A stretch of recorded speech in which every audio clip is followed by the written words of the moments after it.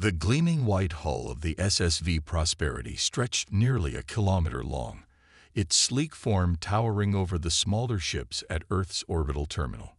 Blue lights pulsed along its sides, marking it as the pride of Starcross Airlines' fleet. In just 3 hours, it would leave Earth's orbit for the 4-day journey to humanity's most successful colony on Proxima Centauri. Elaine Whitmore arrived at the first-class boarding gate exactly 2 hours before departure, as was her custom. She wore a crisp white suit that had cost more than what most people earned in a month. Her blonde hair was pulled back in a tight bun, and her face showed the perfect results of the latest rejuvenation treatments. "Good morning, Ms. Whitmore," said the gate attendant, a young woman with a name tag that read Sunmay. "Welcome to Starcross Airlines. We're pleased to have you join us for our journey to Proxima Centauri." Elaine barely nodded in response. She was used to special treatment. After all, her family had been among the first investors in off-world mining, and the Whitmore name opened doors throughout the solar system.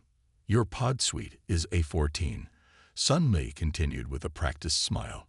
"You'll be boarding through the priority entrance in 15 minutes. Would you like a refreshment while you wait?" "Sparkling water." "No ice," Elaine said without looking up from her personal screen. The first-class lounge was almost empty. Only 12 passenger pods made up the first-class section of the Prosperity, each costing as much as a small house back on Earth. Elaine settled into a plush chair by the viewport and watched as Earth slowly rotated below. She had made this trip 6 times in the past year, checking on her family's investments in the colony. When boarding began, Elaine was the 3rd person to enter the ship. A steward named Yum-Ho escorted her through the spotless white corridors. The soft hum of the ship's systems was barely noticeable, a sign of the excellent engineering that made Starcross the top space travel company in human history. "Here is your pod suite, Ms. Whitmore," Yum-Ho said it as they reached A14. "Captain Park has asked me to inform all first-class passengers that we expect smooth sailing all the way to Proxima. The weather forecast on arrival shows clear skies for landing." Elaine stepped into her pod suite. It was exactly what she expected, luxurious and private. The walls could become transparent to show the stars or remain opaque for privacy. A small but elegant bed folded out from the wall, and a private bathroom was hidden behind a sliding panel. The chair at the center could adjust to any position and had its own gravity controls. Just as she was settling in, she noticed something that made her frown. The wall between her pod and pod A15 was currently transparent, as it would remain until takeoff for safety reasons. And sitting in A15 was a man with dark skin, dressed in a simple but clearly expensive charcoal suit. He appeared to be reviewing documents on a thin, transparent screen. Elaine pressed the call button immediately. Within moments, a flight attendant appeared at her door. The name tag on her neat blue uniform read Jai-Yun. "How may I help you, Ms. Whitmore?"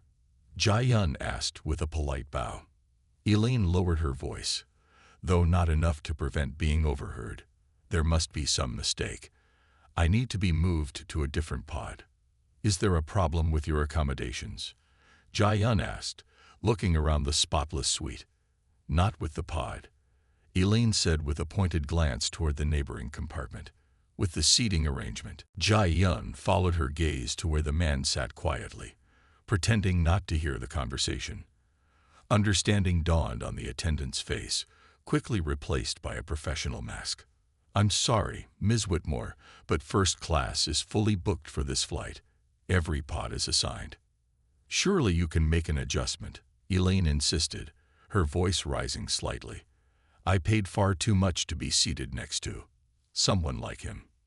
The man in pod A15 continued reading his documents, though his fingers had stopped scrolling through the text.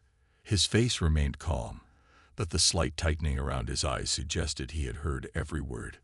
"Ms. Whitmore," Jai-Yun said carefully, "all of our first-class passengers have paid the same premium fare. I cannot reassign pods based on personal preferences regarding other passengers." "Do you know who I am?" Elaine demanded, her voice now loud enough that other passengers were beginning to notice. "The Whitmore family has been flying Starcross since its first orbital shuttle. I personally know 3 members of your board." Ji-Yun's professional smile remained fixed, but her eyes darted nervously toward the man in A-15, who had now set down his screen and was watching the exchange with apparent interest. "Perhaps I should speak with your supervisor," Elaine continued. "I'm sure Captain Park would understand the situation. We've flown together before." "That won't be necessary, Ms. Whitmore," said a new voice from behind Ji-Yun. A tall man with gray at his temples and captain's stripes on his uniform stepped into view. "I am Captain Da-Hyun Park. Is there a problem I can help with?" Elaine straightened her shoulders. "Captain Park, I've requested a different pod assignment. The current arrangement is unsuitable." Captain Park glanced at the man in A-15, who gave a small nod as if granting permission for something. "Ms. Whitmore," Captain Park said calmly, "I believe you've not yet met your fellow passenger. Allow me to introduce Chairman Ta-Won Kim." The man in A-15 stood and straightened his suit jacket. He was tall, with broad shoulders and a face that somehow combined strength and kindness. He extended a hand toward Elaine, who stared at it in confusion. "Chairman Kim is the Chief Executive Officer and Principal Owner of Starcross Airlines," Captain Park continued. "He personally oversaw the design of the Prosperity and all our first-class accommodations." The background chatter in the first-class section suddenly stopped. Even the soft music playing through hidden speakers seemed to fade as everyone turned to watch. "I hope your pod meets with your approval, Ms. Whitmore," Ta-Won said in a voice that was deep and warm, with just a hint of amusement. "I designed them myself, trying to balance privacy with the spectacular views that make space travel so magical." Elaine's face had gone from pink with annoyance to chalk white. Her mouth opened, but no words came out. "If you have any suggestions for improvements, I'd be delighted to hear them," Ta-Won continued as if they were having a normal conversation. "Starcross is always looking to enhance the passenger experience." Captain Park watched with a neutral expression, though the slight curve of his lips suggested he was enjoying the moment. I didn't realize," Elaine finally managed to stammer. "No apology necessary," Ta-Won said, waving away her discomfort with a graceful hand. "Space travel can be stressful, even in the best conditions. Perhaps you'd join me for dinner in the executive dining room once we're underway. I'd value your input as a frequent traveler." Before Elaine could respond, a soft chime sounded throughout the ship. "All passengers, please prepare for departure," announced a pleasant female voice. "Starcross Airlines welcomes you aboard the SSV Prosperity, bound for Proxima Centauri.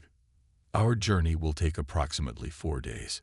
Captain Park and his crew wish you a pleasant flight." "I should return to the bridge," Captain Park said.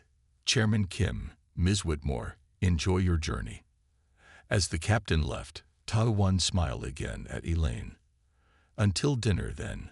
The walls will become opaque after takeoff, but if you need anything before then, Ji-Yun will be happy to assist you."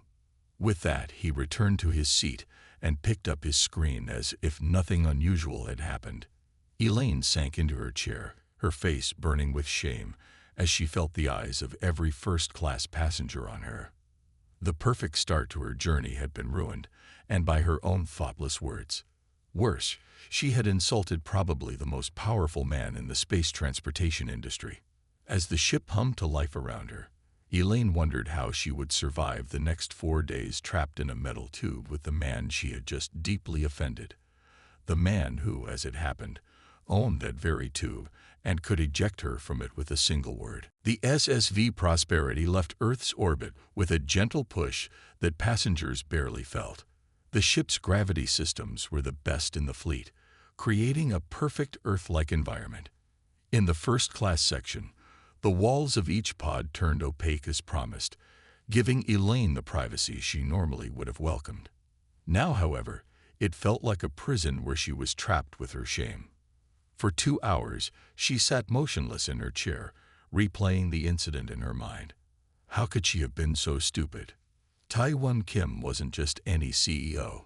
He was a legend in the space industry. His story was taught in business schools across 3 planets. Born to Korean immigrants who had settled in Lagos before moving to America, he had started with a small atmospheric shuttle service.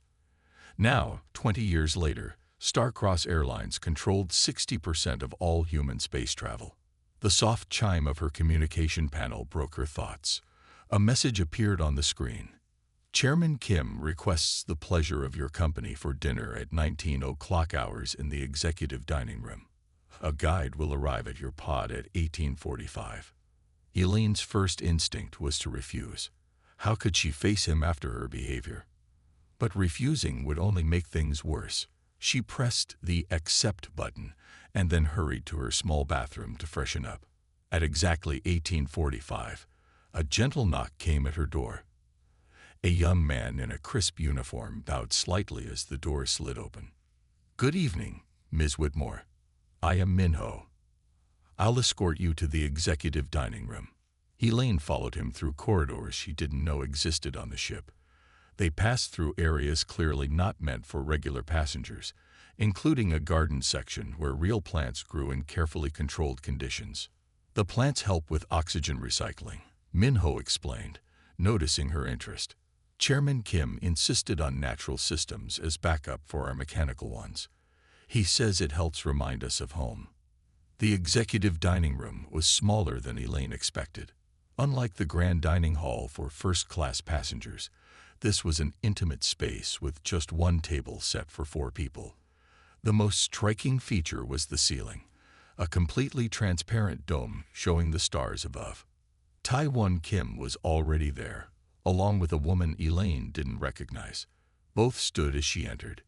"Ms. Whitmore, thank you for joining us," Tae-won said with a warm smile that showed no hint of their earlier encounter. "Please meet Dr. Myri Song, our chief engineer and a brilliant mind who designed the Prosperity's propulsion system." Dr. Song was a small woman with short hair and intelligent eyes that seemed to evaluate everything they saw. She nodded politely but didn't smile. "It's a pleasure," Elaine said stiffly, unsure of how to proceed. "Please, sit," Tae-won said, gesturing to a chair. "I hope you don't mind, but Captain Park will join us shortly. He can only stay for the first course before he must return to the bridge." As if on cue, Captain Park entered the room. He had changed from his flight uniform to a more formal dinner attire, though he still wore his captain's pins. "Ms. Whitmore," he said with a polite nod, "I trust your accommodations are satisfactory." The question hung in the air, loaded with meaning. Elaine felt her face grow warm again. "They're perfect, Captain," she replied quietly. Once everyone was seated, servers brought the first course, a soup made from ingredients grown on Proxima Centauri. The conversation remained light, with Tae-won asking Elaine about her family's business interests in the colony. He seemed genuinely interested and showed no sign of holding a grudge. After Captain Park excused himself, Dr. Song leaned forward slightly. "Ms. Whitmore, I hope you don't mind my asking, but how many times have you made the journey to Proxima?" "This is my 7th trip," Elaine replied. "And have you noticed the improvement in travel time? 5 years ago, this journey would have taken 12 days. Now we do it in 4. Elaine hadn't really thought about it. "I suppose so. The trips do seem shorter now." Dr. Song's eyes lit up. "That's because of our new dry system. We've managed to increase efficiency by nearly 300% while reducing radiation exposure to essentially 0. Myri is being modest," Tae-won added. "Her designs have revolutionized space travel. Without her, Starcross would be just another transport company." Dr. Song waved away the compliment. "Without your funding and faith in my crazy ideas, those designs would still be on paper." Their easy friendship made Elaine feel even more like an outsider. "May I ask you both a question?" she said suddenly. Tae-won nodded. "Of course. Why did you invite me to dinner? After how I behaved earlier, I would have expected to be ignored at best, or maybe even dropped off at the nearest space station." Tae-won and Dr. Song exchanged a glance. Ms. Whitmore, Todd 1 began carefully. Space travel changes people. When humans look back at Earth from orbit, they often experience what scientists call the overview effect, a cognitive shift in how they view our world. Suddenly, borders between countries seem meaningless. The divisions we create between people based on skin color or birthplace appear absurd. He gestured to the stars visible through the transparent ceiling. Out here, we're all just humans floating in the vastness of space. I found that perspective valuable. It's why Starcross was founded on the principle that space belongs to all humanity, regardless of race, nationality, or background. You still haven't answered my question, Elaine said. I invited you because I believe in second chances, Ta One replied simply, and because I'm interested in why someone like you, educated, wealthy, with every advantage, still carries such outdated prejudices. The direct question caught Elaine off guard. She opened her mouth to deny it, but no words came out. I don't mean to make you uncomfortable, Todd One continued, but honest conversations are rare in business. I value them when they happen. Dr. Song, perhaps sensing Elaine's discomfort, changed the subject. Chairman, didn't you want to discuss the new initiative with Ms. Whitmore? Todd One's expression brightened. Yes, indeed. Thank you, May Ray. He turned back to Elaine. We're launching a new program next quarter, subsidized interplanetary transportation for disadvantaged communities. Subsidized. Elaine repeated. You mean charity tickets? Not charity, Ta One corrected. Investment. Think about it. How many brilliant minds never get the chance to contribute to humanity's expansion because they were born in the wrong place or to poor families? Our research suggests that for every Mirai we find, he continued, nodding toward the engineer, there are 1,000 others with similar potential who never get the opportunity to develop it. And this helps Starcross how? Elaine asked. Long-term thinking, Ta One replied. The more brilliant minds working on space colonization, the faster we expand. The faster we expand, the more business there is for everyone. Rising tides lift all ships, especially spaceships. He laughed at his own joke, and even Dr. Song smiled slightly. We're setting aside 2% of all first-class fares to fund the program. Ta One continued. I was hoping to get your input on how to structure it. Your family has significant charity experience, I believe. Elaine was surprised he knew this detail. It was true. The Whitmore Foundation funded educational programs on Earth and Mars. Yes, though I'm not personally involved, she admitted. Perhaps you might consider becoming involved, he suggested. We need people with your business background to help make this sustainable, not just a one-time gesture. Before Elaine could respond, the ship's communication system chimed softly. Chairman Kim, came a voice. I apologize for the interruption, but we've received an urgent message from the board of directors. They're requesting an immediate conference. Taiwan sighed. Duty calls. Ms. Whitmore, please excuse me. Dr. Song can explain more about our initiative if you're interested. After he left, Elaine and Dr. Song sat in awkward silence for a moment. He's serious about the program, you know, Dr. Song finally said. It's not just good publicity. Why? Elaine asked. He must make enough money already. Dr. Song studied her for a moment. Did you know I grew up in a refugee camp? My parents fled a coastal region flooded by rising seas. I was testing at college level by age 8, but there was no school in the camp. How did you end up here then? Elaine asked. A teacher volunteered in our camp.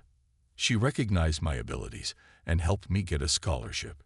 One person changed my entire life trajectory. Dr. Song's eyes were intense. That's why Ta One's program matters. Because there are millions of children who just need one chance. Elaine felt uncomfortable under Dr. Song's gaze, as if the engineer could see right through her. I should probably return to my pod, she said, standing up. Thank you for dinner. As she walked back through the ship's corridors, Elaine couldn't stop thinking about what Ta One had said about the overview effect. She stopped at a viewport and looked out at the endless stars. Somewhere out there was Earth, but from here, it was just another tiny point of light in the vastness of space. For the first time in her life, Elaine Whitmore felt very, very small. The second day aboard the SSV Prosperity began with a gentle chime in all passenger pods. The ship's AI announced they were now halfway to Proxima Centauri V. Elaine had slept poorly, her dreams filled with stars and the faces of Taiwan Kim and Dr. Song. She ordered breakfast in her pod, not ready to face other passengers in the dining hall. As she sipped her coffee, a message appeared on her screen. Ship's tour, 10 o'clock hours. Chairman Kim invites all first-class passengers to join. Meeting point, main observation deck. Elaine's first thought was to decline, but curiosity won over embarrassment. She had flown on star-crossed ships many times but had never seen beyond the passenger areas. At 10 o'clock sharp, she joined a small group on the observation deck.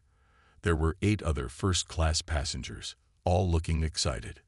A minute later, Taiwan arrived, dressed more casually than the day before in a simple blue jumpsuit with the Starcross logo.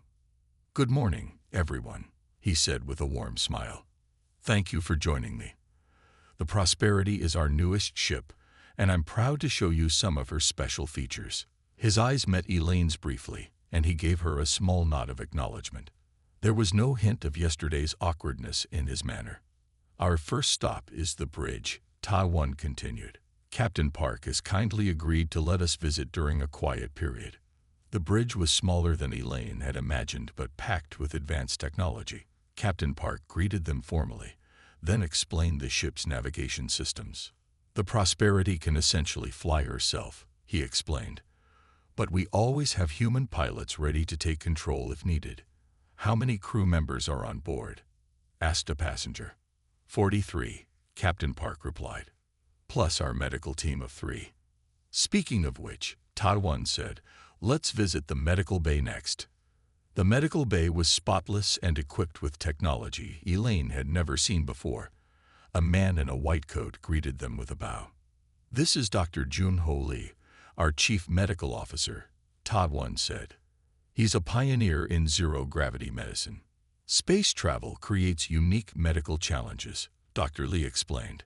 "Without proper care, long journeys can cause muscle loss, bone density reduction, and other issues. My team has developed treatments that prevent these problems." "Dr. Lee's research has saved countless lives," Taiwan added.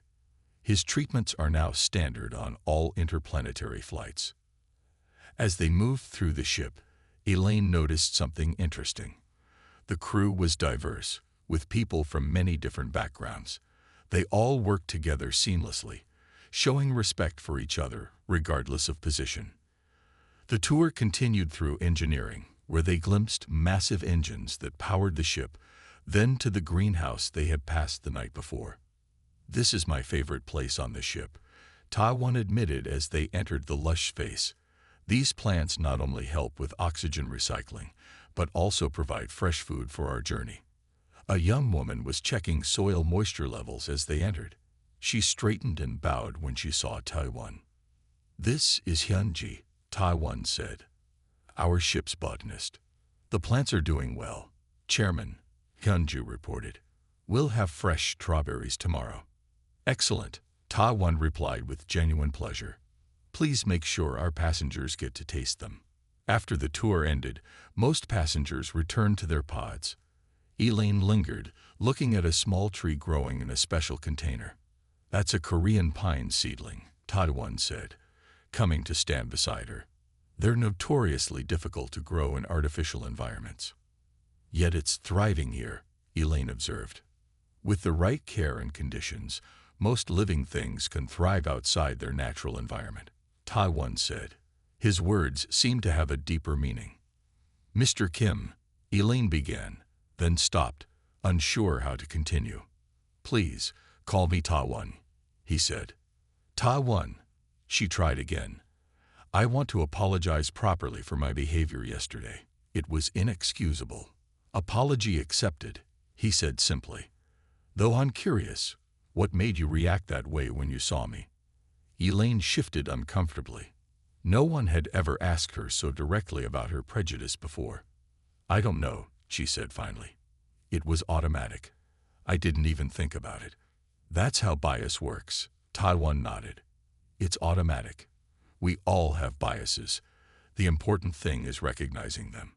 "Were you angry?" Elaine asked. "Initially, yes," he admitted. "But anger doesn't solve problems. Creating understanding does." A chime sounded on Taiwan's wrist device. He checked it and frowned slightly. "I need to attend to this," he said. "But I've enjoyed our conversation. Would you join me for lunch later? There's something I'd like to discuss with you." Elaine nodded, curious despite herself. *****. Lunch was served in a small conference room with a viewport showing the stars streaming by. Elaine arrived to find Taiwan already there, studying documents on a transparent screen. "Thank you for coming," he said, setting aside his work. "I wanted to speak with you privately about something important." Food was delivered by a server who quickly departed, leaving them alone. "Ms. Whitmore." "Elaine, please," she interrupted. He smiled. "Elaine, I'll be direct. The incident when you boarded was recorded by our security systems." Her stomach dropped. "Recorded. All public areas of the ship are monitored for safety," Taiwan explained. "The recording was automatically sent to several department heads, including our public relations team." "I see," Elaine said quietly, her appetite suddenly gone. "They want to use it," Taiwan continued.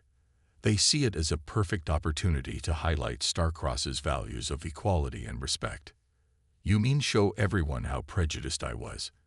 Elaine asked, her voice tight. "That's not my intention," Taiwan said firmly. "I've told them the recording cannot be used without your permission, which I assume you won't give." Elaine looked at him in surprise. "You're letting me decide?" "Of course. Public shaming doesn't create change. It just creates resentment."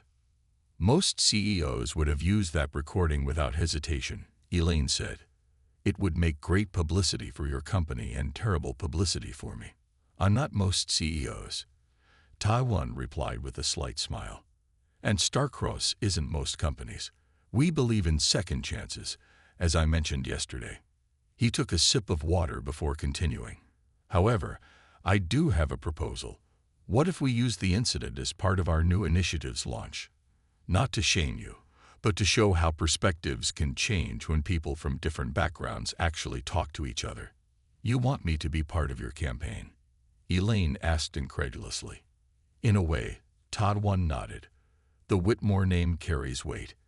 If you were to support our initiative publicly, it would help tremendously with other investors." "And what would that involve exactly?" "Joining our advisory board. Helping us structure the program. Using your family's connections to spread the word." Elaine was silent for a long moment. "Why would you trust me with this after how we met?" "Because sometimes the people who understand the importance of change are those who have recently changed themselves," Taiwan said quietly. Before Elaine could respond, the ship's alarms began blaring. Red lights flashed in the corridor outside. "All passengers, please return to your pods immediately," announced the ship's AI in a calm voice that contrasted with the urgent alarms. "This is not a drill. Repeat, all passengers return to your pods immediately." Taiwan was on his feet instantly, tapping his wrist device. "Bridge, what's happening?" Captain Park's voice came through clearly. "Micrometeoroid shower ahead, Chairman. Unusually dense.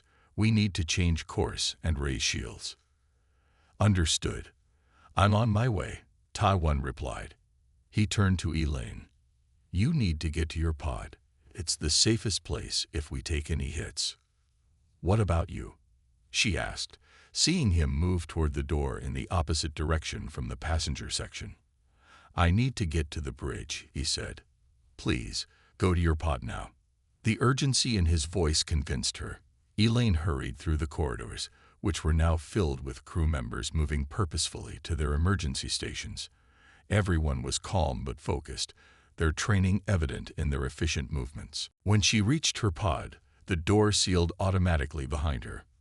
The walls, which had been set to opaque, suddenly became transparent, showing the space outside. In the distance, she could see tiny points of light moving toward the ship, the micro-meteoroid shower. A voice came through her pod speaker. "This is Captain Park. All passengers, please secure yourselves in your safety harnesses. We are executing evasive maneuvers and may experience some turbulence." Elaine barely had time to fasten her harness before the ship lurched sharply. The stars outside seemed to tilt as the massive vessel changed direction. Then the meteoroids were upon them, tiny specks of rock and ice moving at incredible speeds. The ship's shields glowed blue as they deflected most of the particles. But Elaine could hear small impacts against the hull, like hail on a roof. Each sound made her flinch. "Please remain calm," the AI voice said.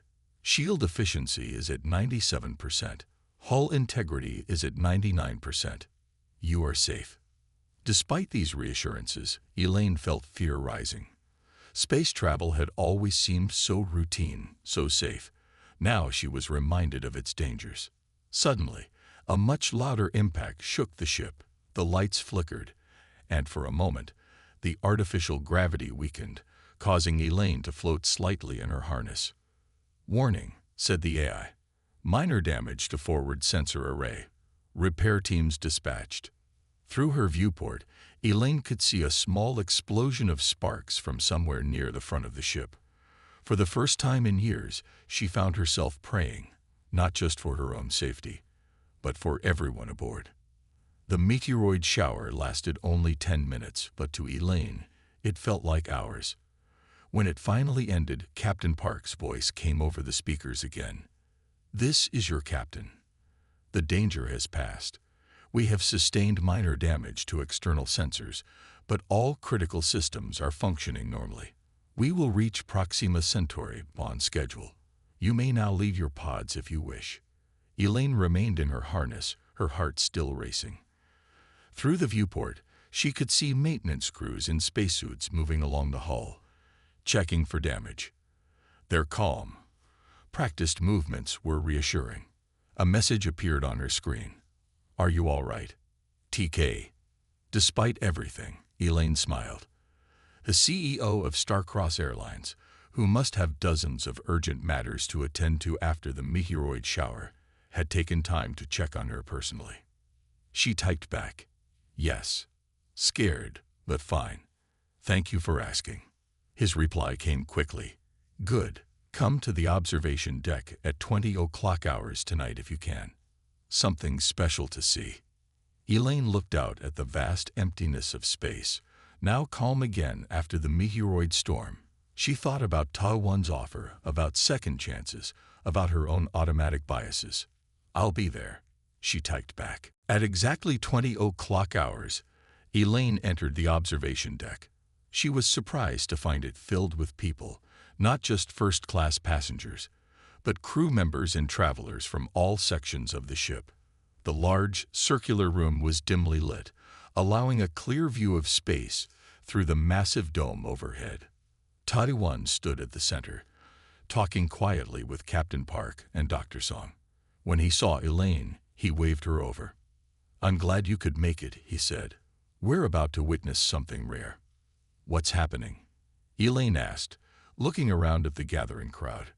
"In about 5 minutes, we'll pass through the outer edge of the Proxima Centauri system," Ta-1 explained.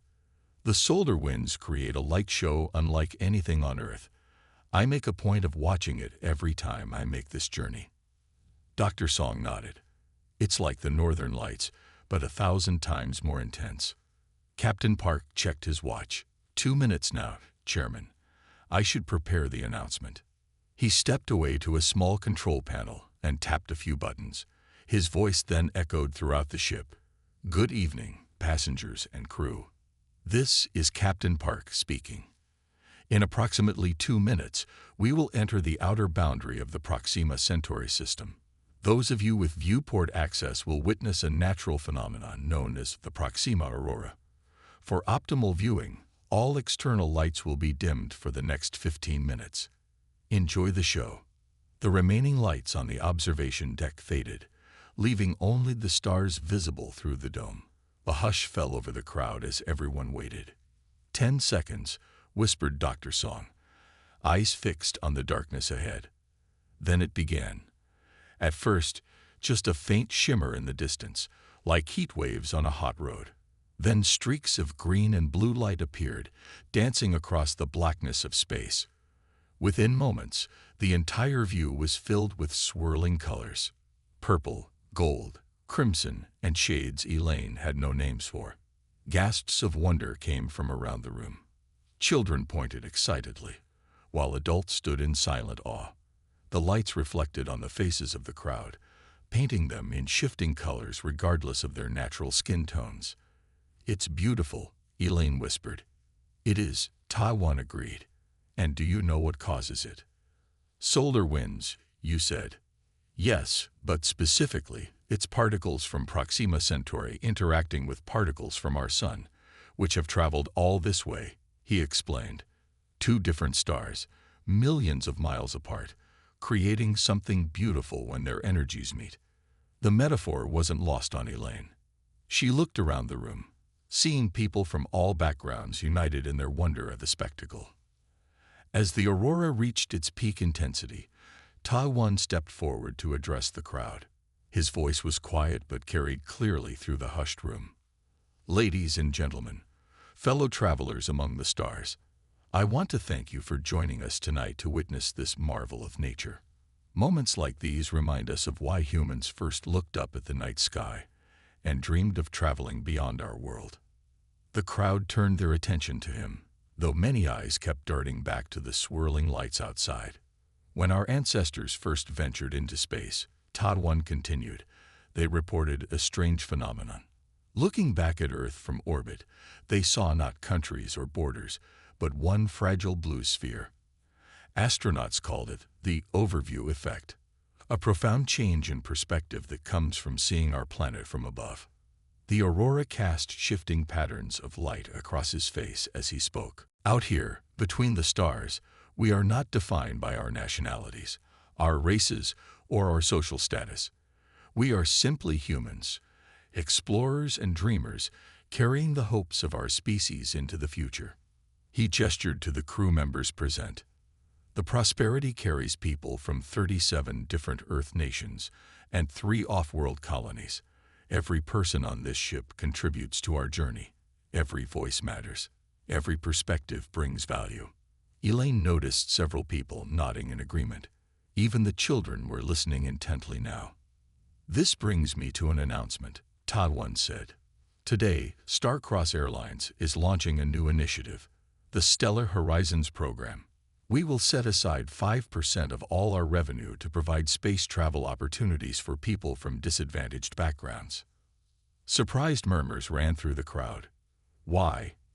Taiwan asked, voicing the question many were thinking. "Because humanity's future among the stars depends on diversity. We need engineers, doctors, artists, farmers, people from all walks of life, with different ways of thinking. The challenges of space are too complex for any one group to solve alone." The aurora was beginning to fade now, but no one seemed to notice. All eyes were on Taiwan. "To lead this program, I'm pleased to introduce our new advisory board chair," he said, turning to Elaine. "Ms. Elaine Whitmore has agreed to help structure this initiative and ensure it reaches those most in need." Elaine froze in shock. They had discussed the possibility, but she hadn't formally agreed. Yet as all eyes turned to her, she felt something shift inside. Without planning to, she stepped forward to stand beside Taiwan. "Thank you, Chairman Kim," she said, her voice stronger than she expected. "It's an honor to be part of this important work." She paused, then decided to take a risk. "When I boarded this ship 2 days ago, I carried with me prejudices I didn't even recognize. Meeting the chairman and the crew of the Prosperity has opened my eyes to my own blind spots." A few people looked confused, not knowing the full story, but Taiwan's encouraging nod gave her courage to continue. "The Whitmore Foundation has supported educational programs on Earth for decades. Now it's time we look to the stars as well. I pledge not only my time but also matching funds for the Stellar Horizons program's first year. Applause broke out spontaneously. Taiwan looked genuinely surprised by her announcement. As the gathering began to break up, people came to congratulate both of them. Elaine found herself speaking with passengers from all sections of the ship, hearing their stories and perspectives. A young girl from the economy section told her excitedly about her dream of becoming a pilot. A retired teacher explained how he had saved for years to make this one journey to the stars. Hours later, when only a few people remained on the observation deck, Taiwan joined Elaine at the viewport. The aurora was long gone, replaced by the steady light of distant Proxima Centauri growing larger as they approached. "Did you plan all that?" Elaine asked, setting the up as the board chair in front of everyone. Taiwan smiled. "I hoped you would accept, but the matching funds offer was a complete surprise." "It felt right," Elaine said simply. "You know this will be public," Taiwan warned. "The announcement, your role, all of it, including how we met?" Elaine asked. "That's still your decision," Taiwan said, "though I think it would make a powerful part of the story." Elaine considered this. Maybe it would. People need to see that change is possible. That first impressions aren't always the end of the story. They stood in comfortable silence, watching the stars. "We arrive tomorrow," Taiwan said eventually. "What will you do on Proxima Centauri?" "My original plan was 2 weeks checking on family investments, then straight back to Earth," Elaine replied. "But now I think I'll stay longer. There's a lot to learn if I'm going to help run this program properly." Taiwan nodded, pleased. The Colonial University has an excellent sociology department, studying the development of space society. Their director is a good friend. "I'd like to meet him." "Her," Taiwan corrected with a smile. "Dr. Jai-Young Kang. I think you'll find her fascinating. She was on the first colony ship 20 years ago." As they made plans to meet after landing, Elaine realized how much had changed in just 3 days. The journey that had begun with her worst self on display was ending with a new purpose and perspective. The next morning, Elaine stood at her pod's viewport as the Prosperity began its descent toward Proxima Centauri V. The planet grew larger by the minute, a new world of possibilities. Her personal device chimed with an incoming message. It was from her brother on Earth. "Saw the news about your new role with Starcross. Explanation needed ASAP." Attached was a video clip from a news feed. It showed Elaine on the observation deck, standing beside Taiwan Kim as she pledged support for the Stellar Horizons program. But the headline above read, "Whitmore Harris partners with man she refused to sit next to in first class." Someone had released the footage from her boarding after all. For a moment, Elaine felt a flash of anger. Then she looked more carefully at the news item. The story wasn't mocking or shaming her. Instead, it focused on transformation, how a chance encounter had led to a partnership that would open space travel to thousands who could never afford it otherwise. The final line read, "In space, we see beyond our differences to our common humanity, a lesson Whitmore and Kim hope to share with future generations of star travelers." Elaine smiled and typed a reply to her brother. "It's a long story. I'll tell you when I get back to Earth. But it begins with me making a mistake and ends with me finding a new direction among the stars." As the ship entered the planet's atmosphere, Elaine thought about the empty pod next to hers on the return journey, already booked for 3 weeks later. Perhaps she would request that Taiwan sit beside her this time.